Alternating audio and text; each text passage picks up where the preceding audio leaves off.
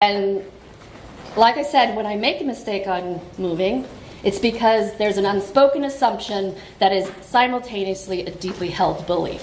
So that's kind of where I'm going with myth on this. So myth number one of content migration. Like I said, there is always another opinion to this. And actually, they're less myths than what happens is pragmatism happens, and they say, oh, well, we have to do that. That'll be okay. So the first big myth is that one big move is best. And even if we didn't think it was best in the beginning, now we have to, and it'll be okay. And I find that to be a significant problem because when you're doing a major content migration, you're not taking the week off to move like you do when it's your house, right? You're not even taking a day off. Publishing remains as normal. You are making sure as little effect on the end users and the businesses is happening as possible. So to do a big, this is the day, major change, everything's different the next day, not only is a huge challenge for a lot of reasons, but also it's a huge shock to a lot of your users. So digital publishing and production continue at the same pace, which means the hard truth is often many migrations make more sense. I think the argument that, I want to keep the pain in a short period of time is a good one, but I have yet to actually see that happen. The reality is even a one-off move is going to have months of repercussions afterwards. The main reason I think many migrations, particularly with Drupal, make more sense is because you can catch problems much quicker. You will catch a problem, if you migrate 20,000 pieces of content and find a problem on the 16,000th piece you've looked at, it's probably weeks and months past when you could migrate again, or in some way you are stuck with that. It is a one and done situation, so you have to deal with it. So really, I just think the agile way of migration is better than the waterfall, not one big reveal. The second myth is that we can move it all now and organize it later. And just like when we're moving house, we don't start that way. We don't think, I'm just going to take trash bags, throw it all in there, throw them in the truck, deal with it on the other side. We tell ourselves we're going to pare down, we're going to take things out. But I really call this the hoarders myth, because often it is trying to not only kick the can down the road, but avoid some really hard decisions. Now again, pragmatism says dates are getting close, people are getting antsy, it's summer, whatever reason, we don't have time to really audit our content. We don't have time to really consider how we want the content to work in a new way. We're just going to move it all and hope it works out on the other side. But the reason I think this is a mistake, and the major reason it's a mistake, is because a lift and shift will perpetuate all of the bad habits you're trying to get away from in your current situation. So there's plenty of reasons to say why it's a positive or negative to do a lift or shift. But for content strategists, my major reason is you're bringing all those same problems over with you. You are, in fact, designing your new home to match your old home so you can fit everything, and then you're going to reorganize.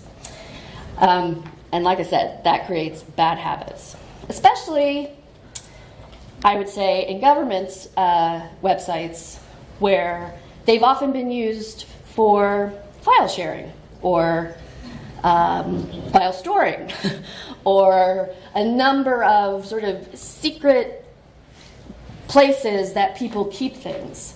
And this is your opportunity. You take the opportunity of the upheaval to clean those areas out. Myth number 3 is that everything the vendor promised is available on day one. I call this the myth of the model home.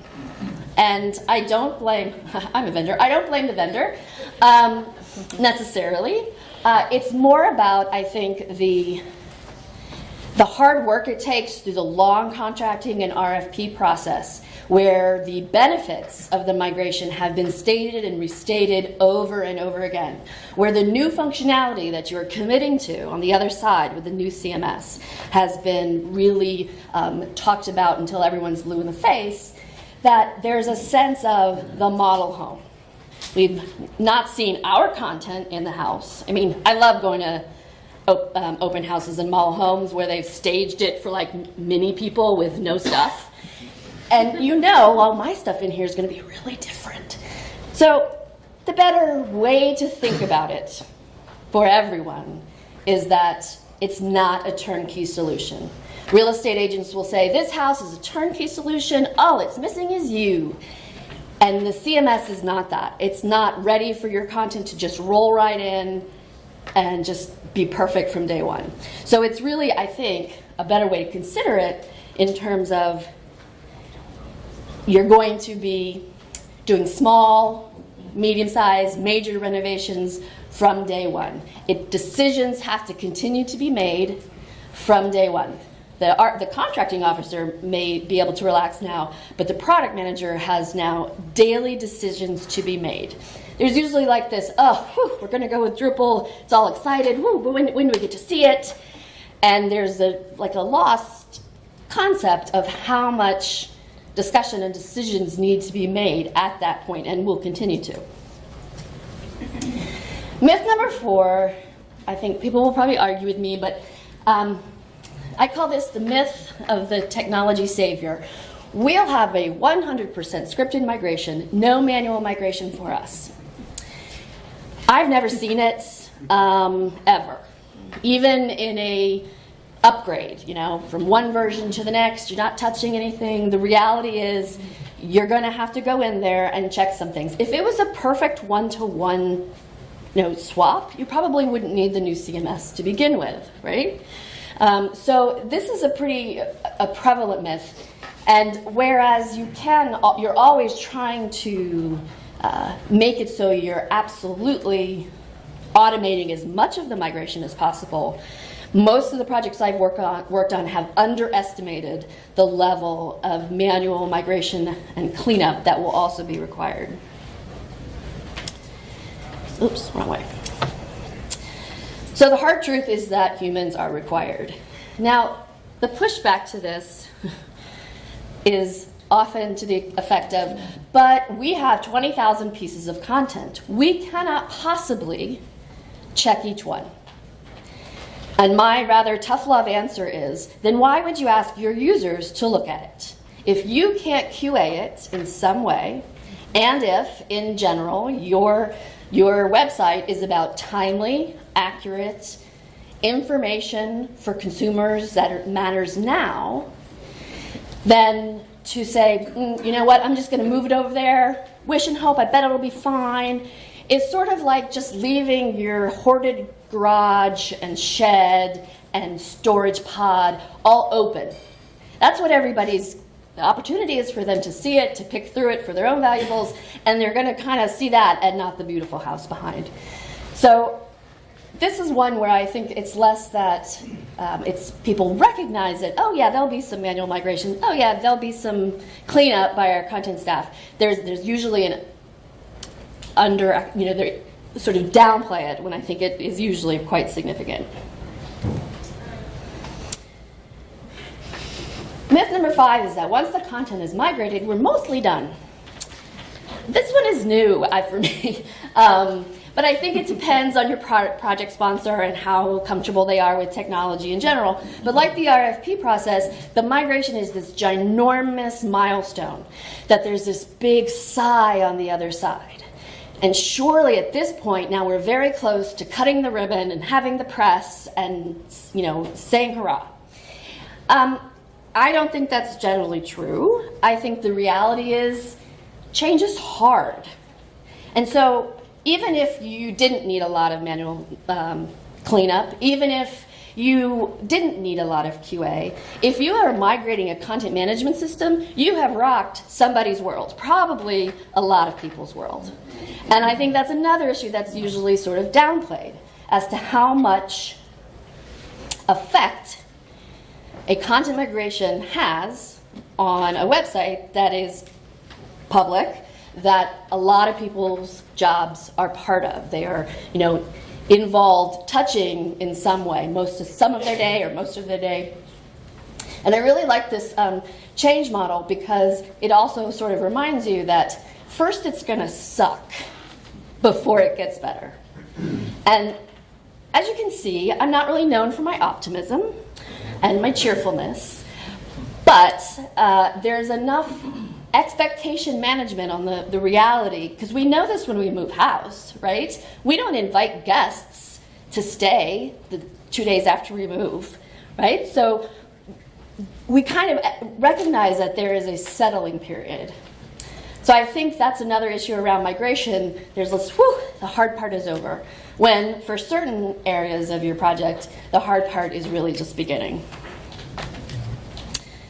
So here's the bonus fairy tale, and I'm quite certain that you all know this, but have never maybe heard it this way. And I feel like it's, for 20 years of being in this industry, and from previously coming from theater, it's amazing to me how much it sticks. The fairy tale is that once upon a time there was a new technology that solved all the problems in the land painlessly. This is like the myth of the model home. Often the technology upgrade is long overdue. The functionality they're desperately waiting for needs to be there on the first day. They are depending on this new technology, functionality, whatever, to keep them from having to talk to Martha in accounting. Now you're telling me I have to work out a whole new process with accounting? That's horrifying. This is the hard truth. Technology, especially content management systems, are often blamed for process problems. I meant to kind of start out my talk by talking about sort of my myth. I have a personal myth about moving to a new house. My myth is that I will move to a new house with a chef's kitchen and a yard for a dog, and that will make my life so much better. The myth beyond that is that I will become a fantastic chef, and my dog will be well behaved and make me exercise. It is my little kitchen and my lack of yard in the middle of the city that are keeping me from those things. And this is what happens really with technology. Process problems are often people problems. And so the hope is that, because it's easy to do and it's not personal, it's very easy to say, well, that was a problem of the old system. We're not going to have that problem in the new system. When, regardless of what system you're dealing with, you actually have to solve these process and people problems to have any sort of long-term positive effect. So, in order to give you some positive things, some useful affirmations that can replace some of these more prevalent myths.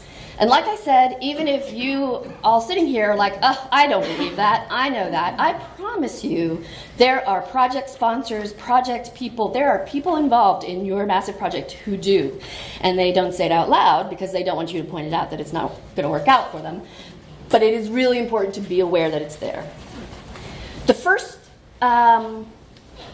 affirmation I would say, particularly with Drupal, is to migrate, validate, and repeat. These are the small, agile-like ways of starting with your simple content, your straightforward content, the content of the users that are supportive of the move. Start there. That's what's straightforward. Learn your lessons. Find out what things you didn't expect. Discover what opportunities you didn't know you had that you could use on some of these more challenging migrations further down the line. When you do have anxious stakeholders or essential content that is, absolutely can have no problems with, you have learned all those lessons along the way, and you have had something to show stakeholders in a show don't tell kind of way that will will mitigate a lot of their anxiety. Nobody likes to be told it's happening all behind the curtain, there'll be a big reveal, it will be fine. Nobody really believes that's true. And so that's why I think the migrate, validate, repeat works in terms of expectations for everyone. In theater, we also did this. We had an advanced crew, right? We had groups of people go out long before us because you need to get the stage down before the ballerinas and the costumes show up, right? There's just certain things, foundational things you want to make sure are absolutely working fine before all the people start coming in and making their changes to the situation. So being in technology, the concept of the launch has always been weird to me. It's not a missile. I mean, I don't understand the sense of the launch. In theater, we also had soft launches. We have invited dress rehearsals. We have previews. There's no way you ever miss an opening. And I've missed a lot of launches because you are actually rolling into it and iterating along the line. The next mantra I would say is actually really useful is that there's a real positive opportunity in the upheaval to take advantage of the upheaval, to introduce content strategy that wasn't there before, to replace bad habits with good ones. The G word is governance, and boy, could somebody come up with a better word, because I can't say that word without the look of horror on people's faces. But that's kind of the reality, is that in my new house, I want everybody to take their shoes off when they get there. I want, not to, the dog can't sleep on the bed in the new house. This is an opportunity to forge new habits. One of the things we took the opportunity on HHS when we were migrating. We figured, well, we're rocking the boat anyway. Let's take this opportunity to introduce structured content. And it worked really well because we could give very clear examples of saying, this is why we're doing it. This is why we're doing it now, because it's just part of the upheaval altogether. And on day one, people were trained, just as they were trained in the new CMS, around the new content strategy and how to fill out the fields.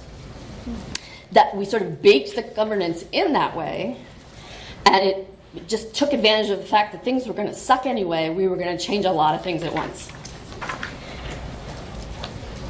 This one I think is really important. It's come up in other talks, actually. The home metaphor is actually valuable, I think, because every group I've worked with, there's usually dozens, hundreds of people whose job, the content, is the physical manifestation of their work.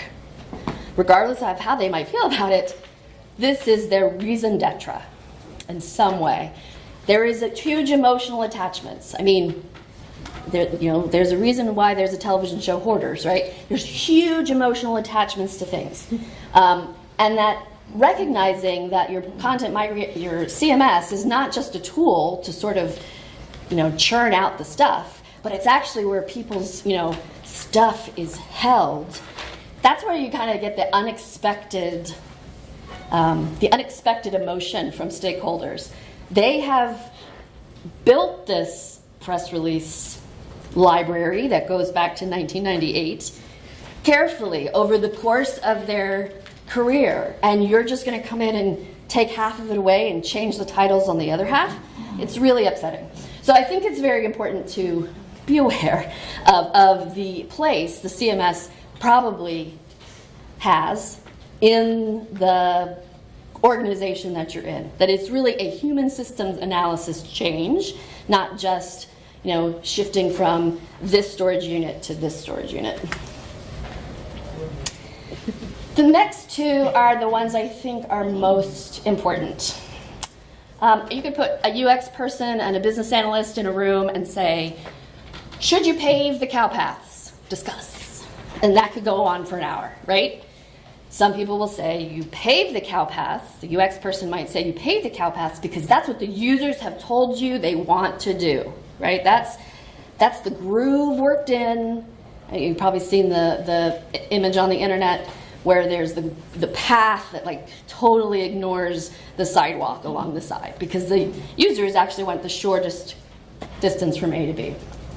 On the flip side, the other opportunity, the other sense from a strategist is to say, please don't pave the cow path. We need to burn it down and begin again. My point is really to be mindful of them all together, to recognize where you're going to say, this is something we need to continue to do for various reasons, and where you're really intentionally going away from it. Because I think the problem with history repeating is that it sneaks in. You don't even realize it's happening, and then you suddenly realize that, wait, this was supposed to solve this problem. The second one is to be realistic about the limits of technology. It's kind of an obvious one, but it's really to be vigilant about recreating the pain points of the old system into the new system.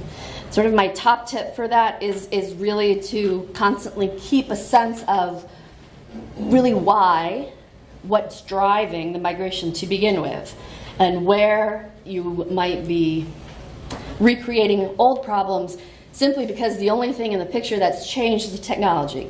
People are the same, the content is the same, the internal politics are the same, all the vendors are the same. The only difference is poor Drupal, and it can't, on its own, make all these changes. So being vigilant about recreating problems, I think, is pretty important. And then to me, this is really the most important one. A number of projects I've been involved with, the wish, this one's even spoken, the hope and the dream is that work continues as normal with a placid top to the pond while all this change underneath is happening, right? We want our stakeholders to not be in any way inconvenienced. On the flip side, when we're finished, we'd also like the stakeholders to instantly visually see all the changes that have made their lives better. Those two things, for one thing, are in constant problems, but it's also, again, putting all the emphasis on the technology, as opposed to the organizational change management, around communicating with all of the users, being transparent, around training, not just 6 hours in room and you're trained, you're done, but long-term ways of managing the shift, the change in fact. Sometimes we've had clients that were not particularly interested, say, in investing in user testing, but they were very invested or interested in socializing things internally or with their clients or that kind of thing. And that was often a way that we could get both done at the same time.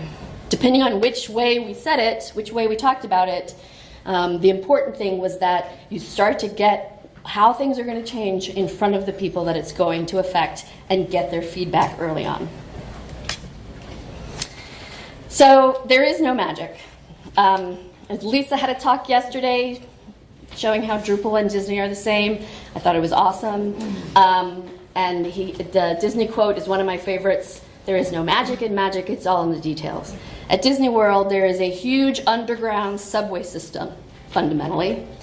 There's not actually trains, but that where an actress can be Cinderella on this side of the park, go downstairs, take a break, change clothes, change your wig, get all the way across to the other side of the park, underground, and reappear as Belle. That looks magical. I mean, I've even seen it. I was like, I swear I just saw her.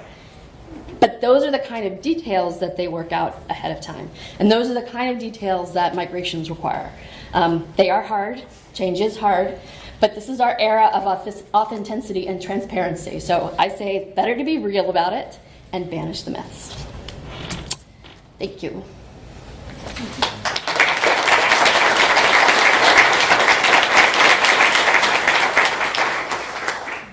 I don't know if anyone wants to ask questions / argue a point. No, easy. Yes. So for those of us in the room who have already gone through the painful content migration, are there any of these principles that you could apply to, say, a content audit or like refresh on the site? Well, one thing I would say about a content audit and a content refresh is that I would hesitate to start. I would actually hesitate, if you could ever avoid it, to ask any stakeholder to go URL by URL, line by line, and check their content. That is an instant way to make everyone hate you. They will turn from you in the cafeteria and never sit with you, right? What tends to work a little bit better is to really put things into sections, into groups, and say, how can we redefine this area, right? So, like a child, you don't say, do you want to put your shoes on? That doesn't work. Do you want to wear the red shoes or the blue shoes? Do you want to archive the press releases from the last century or just 2 years ago, right? Giving them big groups of things to sort of consider, as opposed to really on a line-by-line basis looking at pages and considering whether they need editing or to go away. I think the reality is that people simply just don't do it. They're like, keep it all, right? The other thing about an audit and a refresh is that nobody wants to archive anything, right? My sort of top tip for that, it's also, a good tip for moving, is to actually find a way to section off sections, as if when you're moving, you put stuff in. This just happened to me. I moved, I found a box I hadn't unpacked from the last move. I didn't open that box. If I didn't need it in the last 2 years, I don't want to know what's in it. It didn't even occur to me. I have no idea what's in it. I'm going to just set it on, keep it going, right? Sometimes if you just wall things off for a little while, that's a solution people will take, will accept. But I think archiving in particular, especially with government agencies, the easy answer is legal will never let us do that. Records retention, I don't know. That's always my favorite. I don't know, legal, we're not even going to ask. The reality is, I firmly don't believe that in most public affairs websites that you need to keep 25 years of history for any particular subpoena. I don't know for sure, but I'm pretty sure there's not. If you think you do, if you're the kind of agency that might have that kind of thing, there are lots of other ways you can do it, other ways of archiving, besides leaving it on the site. The recent migration, no joke, migrated training materials from the 1970s. Now, I'm not sure those aren't really useful in a historical way. They may be, but they are on the same server as my press releases, right? So at HHS, they actually created their own archive. It's published, you can find it online, their own archive policy, which basically tells people, if it's over 5 years old, you probably won't find it here. You'll probably have to find it another way, Wayback Machine, or something. Is that helpful? Yeah, thank you. Anything else? Okay, yay, free time. Thank you.